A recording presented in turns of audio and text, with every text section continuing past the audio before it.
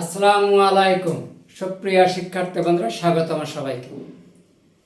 আজকে আমি রমজান স্যার তোমাদের সামনে এসেছি অষ্টম, নবম ও দশম শ্রেণীর বীজগণিতের কিছু সূত্রের গঠন প্রণালী ও বেসিক আলোচনা নিয়ে। সূত্রের গঠন প্রণালী ও বেসিক আলোচনা নিয়ে আজকে আমার এই আলোচনাটি একটু ভিন্ন ধরনের।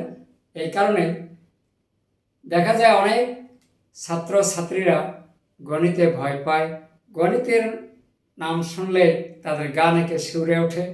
অনেকে বলে আর কি, গণিত নাম শুনলে নাকি তাদের মাথা খারাপ হয়ে যায়। এরকম যাদের সমস্যা, আজকের এই ভিডিওটা শুধু তাদের জন্য। আমি তাদেরকেই বলবো, আজকে এই ভিডিওটা যদি তোমরা শুরু থেকে শেষ পর্যন্ত দেখো, ইনশাল্লাহ তোমাদের অনেক ভালো লাগবে। আমরা কিভাবে গণিতকে, কঠিন গণিত বিষয়টাকে আমরা সহজভাবে রূপান্তর করতে পারি, সেই কৌশলটাই আমরা আজকে আলোচনা করব এবং শিখব। যদি তোমরা শিখতে চাও তাহলে অবশ্যই ভিডিওটা শুরু থেকে শেষ পর্যন্ত দেখতে হবে। আজকে গণিতের যাদেরকে ভয় ভীতি লাগে তাদের জন্য কিন্তু আজকে আমার এই ক্লাসটা। প্রথমে আমি আলোচনা করব, তোমরা অবশ্যই জানো a plus B whole square সমান সমান A square plus 2b plus B square. যেহেতু এখানে দেখো a প্লাস বি, এটা কিন্তু 1 নম্বর সূত্র বীজগণিতের। সর্বপ্রথম বীজগণিত জগতের জীবনের সর্বপ্রথম সূত্র কিন্তু a plus B whole square সমান সমান A square plus 2ab plus B square. তোমরা কি কখনো চিন্তা করেছো বা বোঝার জন্য চেষ্টা করছো যে এ প্লাস হোল স্কোয়ার সমান এটা হলো কি করে? অনেকের কিন্তু এটা একটু অজানা। আবার যাদের জানা আছে তাদেরকে আমার পক্ষ থেকে অনেক অনেক ধন্যবাদ। আর যাদের জানা নাই, আজকের ভিডিওটা তাদের জন্য। তাহলে দেখুন, এখানে যেমন আছে, একটু দেখো ডান দিকে, যদি এক্স স্কোয়ার এ দিয়ে দেই, এ স্কোয়ার হয় তাহলে আমরা কি লিখতে পারি? A into A. B square যদি হয় কি লেখা যায়? B into B. অতএব এক্স স্কোয়ার থাকলে কি লিখতে পারি? X into x. সত্য, তাই না? এখন এই পুরোটাকে আমরা একটা যদি এক্স মনে করি, তাহলে কি হবে? এখানে এক্স স্কোয়ার থাকলে যদি গুণ আকারে ডাবল লেখা যায়, তাহলে এখানে এ প্লাস বি হোল স্কোয়ার থাকলেও কিন্তু এ প্লাস বি ডাবল লেখা যায়। তাহলে অতএব আমরা এখানে এ প্লাস বি ইন্টু এ প্লাস বি। দেখো, তোমাদের সেই ক্লাস 6-7 গুণের ফাংশনটা আমাদের এখানে একটু কাজে লাগবে। এ আর এ গুণ দিলে পাওয়া যায় এ স্কোয়ার। এই এ এখানে যদি গুণ যায় এ স্কোয়ার, এই এ যদি বির সাথে গুণ যায় কি হবে? Plus A B. এখন এটা শেষ। এখন এই বি দ্বারা আমরা এর কাছে আসবো, তাহলে গুণ দিলে কি হবে? প্লাস এ বি প্লাস এই বি যদি আবার এখানে চলে আসে তাহলে গুণ কি হবে? B square. এখন A square plus A B যোগ করলে 2ab প্লাস বি স্কোয়ার। এখন তোমরা দেখতে পেরেছো, বুঝতে পারছো অবশ্যই যে A plus whole square, A square plus 2ab plus B square. দেখো এখানে এসেছে এই কারণে। তাহলে ঠিক 2 নম্বর সূত্রটা কি হবে? a minus B whole square. তোমরা অবশ্যই জানো A square minus 2ab plus B square. তাহলে অতএব অনুরূপে এটার মতো নেই, a minus B into A minus B. তাহলে এর সাথে যদি আমরা একটু গুণ দেই তাহলে পাওয়া যায় এ স্কোয়ার। এই এ যদি এখানে গুণ যায় তাহলে কি হয়? প্লাস মাইনাসে মাইনাস এ বি। বিটা যদি এখানে গুণ আসে তাহলে কি হয়? Minus A B. আবার যদি এখানে গুণ যায় মাইনাস মাইনাসে প্লাস, বি আর বি গুণ দিলে B square. B square, A square minus A B R minus A B যোগ করলে কি হয় minus two A B, two A B plus B square. এই হচ্ছে এ মাইনাস বি স্কোয়ার, এ স্কোয়ার মাইনাস টু এ B plus B square, ঠিক এখানে চলে এসেছে। এখন আমরা আরেকটি সূত্র, ইম্পর্টেন্ট একটা সূত্র, এ plus B into A minus B, আমরা জানি এ স্কোয়ার মাইনাস বি স্কোয়ার, এটা আমরা কিন্তু জানি বা তোমরা জানো। এখন কিভাবে এই সূত্রটা আসে আমরা এটা জানার জন্য একটু চেষ্টা করি। তাহলে এখানে এ যদি এখানে গুণ যায় কি হয় এ স্কোয়ার, এটা যদি আবার বির সাথে গুণ যায় মাইনাস এ বি, ঠিক। এরপরে এই বি যদি এখানে গুণ আসে তাহলে প্লাস প্লাসে প্লাস এ বি, আবার এখানে যদি গুণ আসে প্লাস মাইনাসে মাইনাস বি স্কোয়ার। এখন আমরা এখানে একটা বিষয় খেয়াল করি, প্লাস মাইনাসের সমান হলে কাটা যায়, তাহলে এখানে আমরা কি পাইলাম A square minus B square. তাহলে অতএব A square minus B square equal A plus B into A minus B. এইভাবে কিন্তু আমরা সূত্রগুলো কিন্তু পেয়ে যাই, এটা কিন্তু প্রুফ, হ্যাঁ, সূত্রগুলো পেয়ে যাই। তাহলে তোমরা যদি এইভাবে সূত্রগুলো জানার চেষ্টা করো, বেসিকগুলো যদি ক্লিয়ার করে নাও, ইনশাল্লাহ তোমাদের গণিতের সমস্যা হবে না। আমি আরেকটা সূত্রে চলে যাব, এটাও তোমরা হয়তো জানো, কিন্তু সূত্রটা কিভাবে হয় হয়তো মনে হয় জানো না। যেমন 4ab, 4ab সমান সবাই চটপট করে বলে দেয় যে 4ab সমান আমরা জানি a plus B whole square minus a minus B whole square, তাই না?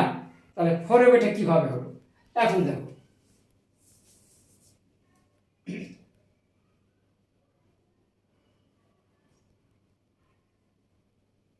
এখন a স্কোয়ার প্লাস আমরা জানি যে 4ab টা আমি দেখাচ্ছি, 4ab সমান সমান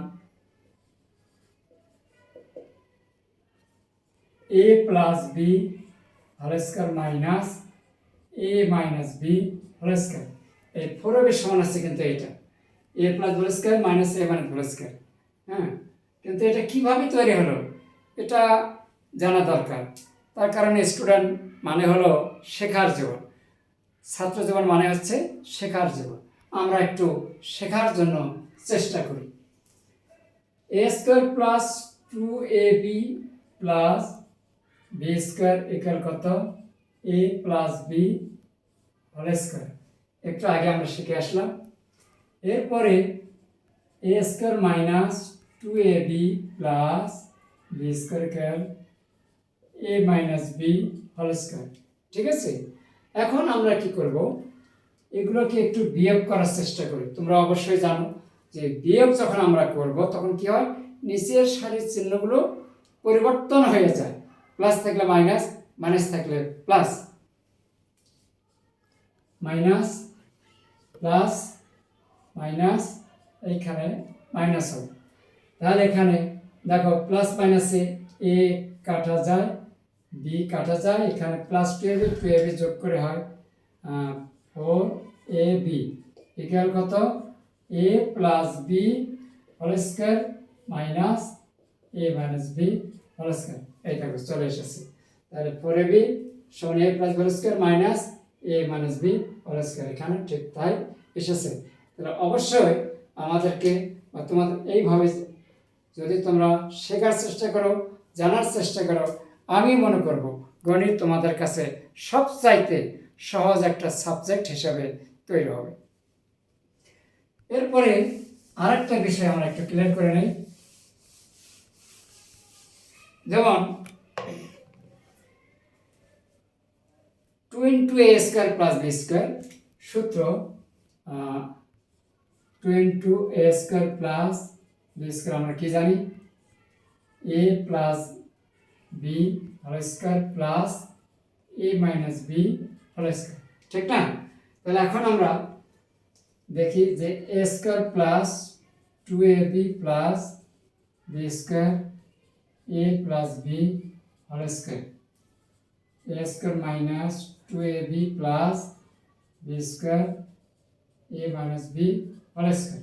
এখন আমরা একটু যোগ করে নিই, ঠিক আছে? তাহলে এখানে যদি আমরা একটু যোগ করে নিই তাহলে এখানে কি হবে, 2ab কাটা এ স্কোয়ার যোগ করা হয় 2a স্কোয়ার, এখানে হবে 2b স্কোয়ার, আর এখানে যোগ করলে a plus B whole square plus a minus whole square. অতএব আমরা এখান থেকে 2 কমন নিই, 2 কমন নিলে কি হবে, a square plus B square equal কত, a plus B whole square plus a minus B whole square as A proofed. তাহলে 2 a square plus B square a plus B square plus a minus B square এই সিস্টেমে চলে আসে। এই বিষয়গুলো আমাদের একজন ছাত্র জীবন হিসেবে জানা দরকার, কিন্তু অনেকেই জানার চেষ্টা করে না। এরপরে আরো অনেক সূত্র আছে, এর জন্য যদি তোমরা গণিত ভালোভাবে জানতে চাও, বুঝতে চাও, তোমাদেরকে বেসিকটা অবশ্যই ক্লিয়ার করে নিতে হবে, তাহলে ইনশাল্লাহ তোমাদের গণিত বুঝতে কোনো অসুবিধা হবে না। এখন আরেকটা বিষয় আছে, ওই যে আমরা কি জানি যে এ বি সমান কি জানি, এ plus B by 2 whole square minus A minus B by 2 whole square.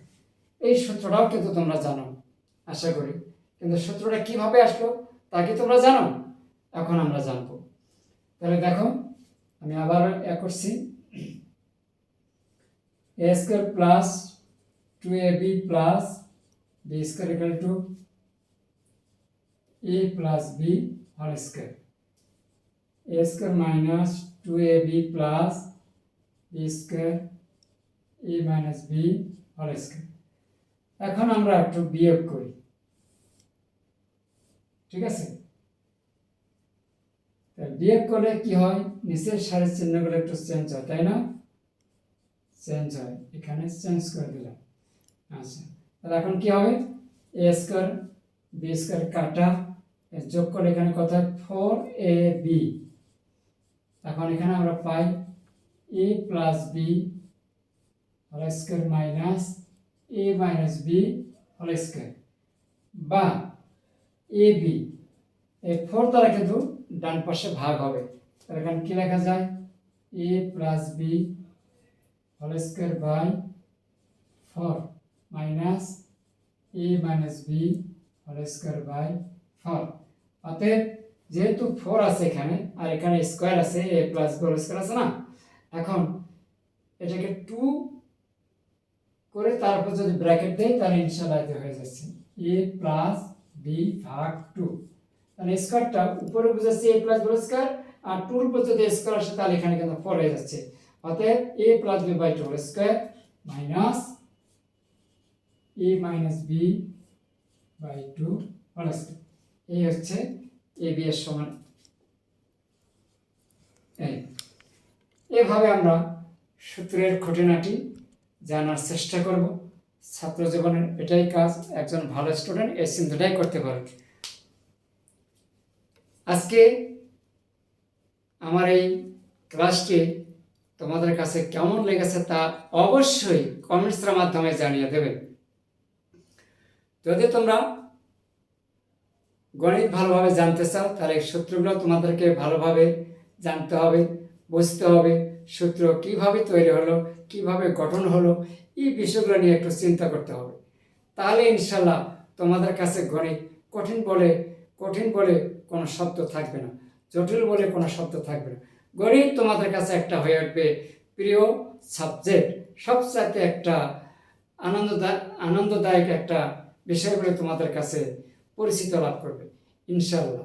আমি ওয়াদা করলাম, আমি কথা দিলাম, তোমরা একটু এইভাবে জানার চেষ্টা করো, তারপর দেখবে খুব সহজ হয়ে যাবে, কঠিন জিনিস অনেক সহজ হয়ে যাবে।